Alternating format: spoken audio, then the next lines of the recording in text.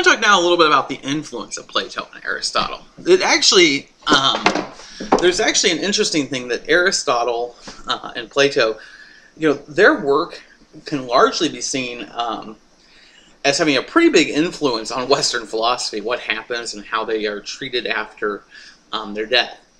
Well, after Aristotle leaves Greece, basically, what happens is the Greeks eventually overthrow the Macedonians, and they aren't real happy that the Macedonians were there, and so they burn and destroy all of Aristotle's works, essentially. But at the same time, Aristotle's work had been actually copied, and copies had been taken all the way to Egypt.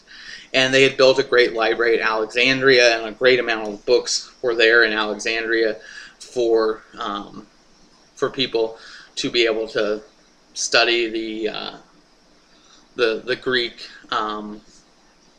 views, basically, and so essentially the keys to philosophy.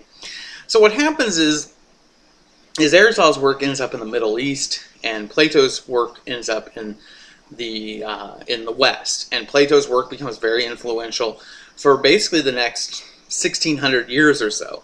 While Plato definitely dominates in Western thought, there's very much an interest in logic. There's very much an interest in analytic truths, in theory, and the idea that truth comes from the heavens and is sort of handed down.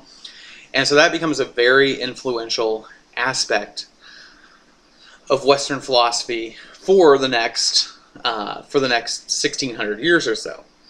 Well, Aristotle's work, on the other hand, is very scientific in nature. It's very much look in the world, find the truth in the world, find the forms in the world, find this, essentially, I guess, to distinguish between Plato and Aristotle would be, there's sort of that example of building a chair, that's sort of an Aristotle or a Platonic idea that, this is what the form is, there's a form for a chair. And so for a Platonist, if they wanted to build a chair, the way they would do it is they would think of what is the perfect chair, what is chairness, and they would say the chairness is, the ability to sit comfortably, and the ability to do this, and that they would come up with this concept of chairness, and then from that idea they would build the perfect chair. Well, an Aristotelian approach would be to look at a bunch of chairs and see which ones they think are the best, and then build a chair based upon those models. I mean, that would be an Aristotelian approach. Well, why are all these chairs chairs? Okay, that's because they do this, and how does this one do that well, and how does this one do that? And so they're very empirical in approach. They still believe there is an idea of chairness. There's still an idea of the perfect chair, but rather it's within each object versus, for an Aristotelian, versus a Platonist who sees there just being an idea of chairness. I always like to relate this because the chairness is kind of the classic example, but it is not necessarily the easiest to understand. I mean, a Platonist would think, what is love? And they would think of what is love, and they would then try to mimic that concept in their head. Whereas an Aristotelian would look at people who are in love and see what they share in common, and then try to take the best attributes and ways of treating other people in order to create love in a relationship, perhaps. Same thing with government, justice systems, etc. Aristotelian approach is to look at the systems and figure that out, and the Platonist is to actually just sort of try to take from the heavens the idea of justice and then create a system. Now,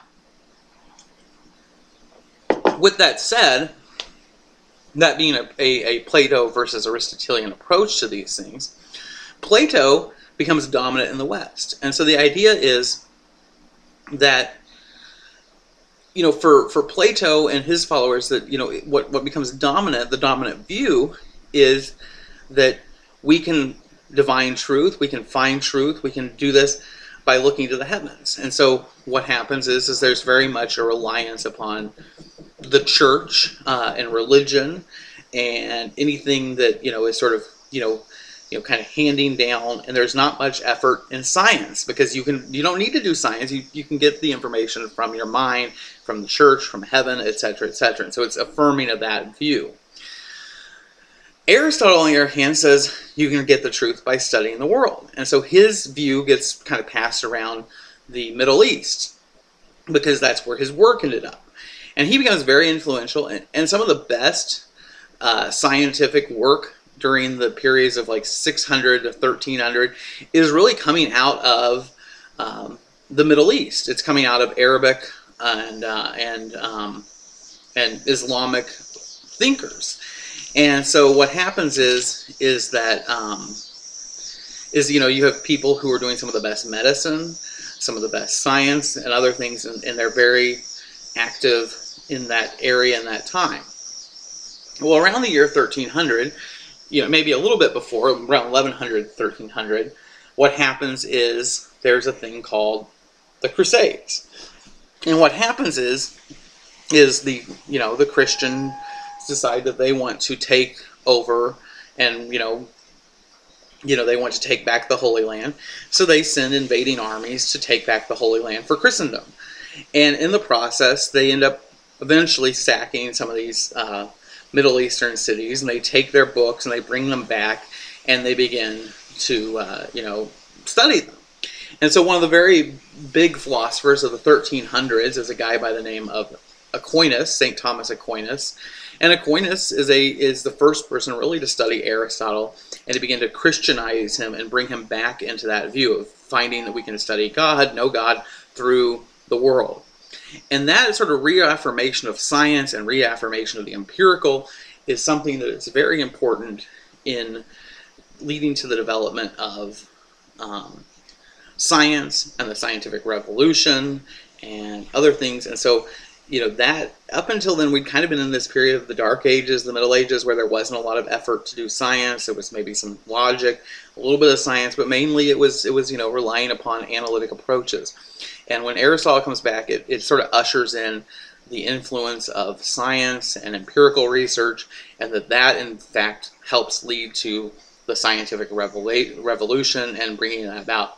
Now, at the same time, sometimes you might hear Middle Eastern philosophers, Arabic or Muslim philosophers, complain that the West stole their view or stole their philosophy, stole and ransacked their society, and they're essentially referring back to the Crusades, because to a large degree, that's what they did. Is they went in, they destroyed their society, they took their books, they took their and they kind of set them back, and that is what happened to a certain degree. And so that is part of the entire process. So, as we can see, the difference between the two, the heavenly versus the worldly approach, becomes very influential then in how we approach that scientifically.